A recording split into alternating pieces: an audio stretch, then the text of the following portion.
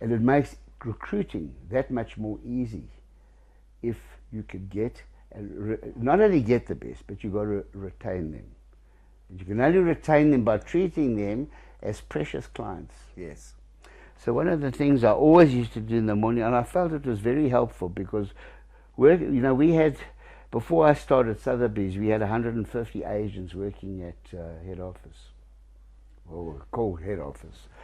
And I had a few branches, but there was a complement of 150. And that was a great start to take an international brand because the infrastructure was there. We didn't come from nothing. If you try and get a Sotheby's and you've got one agent, it's not going to work. You have to have that infrastructure to have the impact on the public.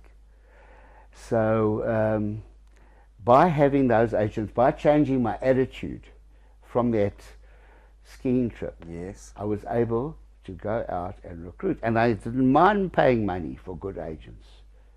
It's not always the best idea because the loyalty factor, but I needed to replace the 6 agents. And I went out into the field and I personally got hold of replacements at great cost. Because I said to myself, listen, you have come a long way to this point. Now you've lost 6 agents. Think about it carefully. If you're going to pay, would you invest R1 million? Would you buy your business back for R1 million?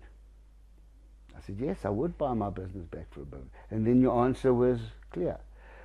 Get hold of 6 agents, spread out R1 million, get your business back on track. And reinvest back into them and into the business. So Lou Geffen's Estates has got 150 agents. You've done franchising. Was Lou Geffen franchised as well? No. Or was that no, a standalone? It was just AIDA. Okay, so you now decide to bring Sotheby's on board, which is now... Well, I didn't decide. Okay. It was given to me as a gift from the heavens, and I'll tell you how that worked. I was fretting because PGP was miles ahead, and I couldn't stand it. Even with the gates being closed. It was eating me up. I thought, how do I manage this? Yeah. How do I get there? And the answer came quite by accident because when I was working in the Parkhurst area as an agent with Sandy and myself, there was a woman called June Askew and her husband Ted.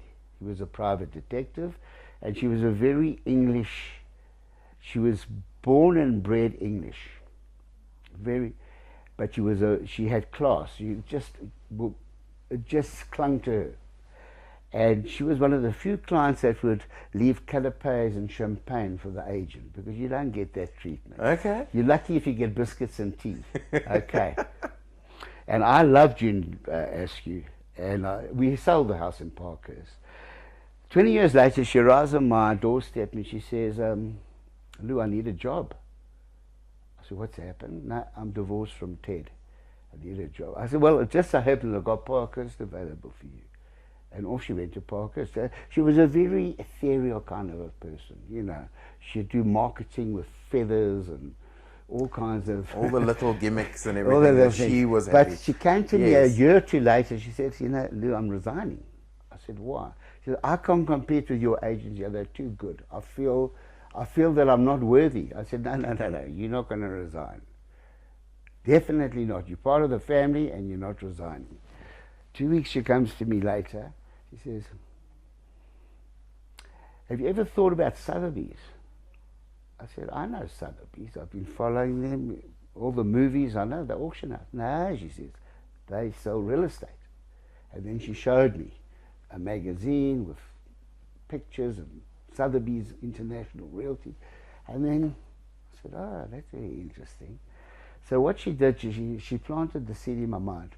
It was the December holidays, and it kept on nagging at me. When I came back, I thought, what the, no harm. Let's go, let's make contact and see what happens.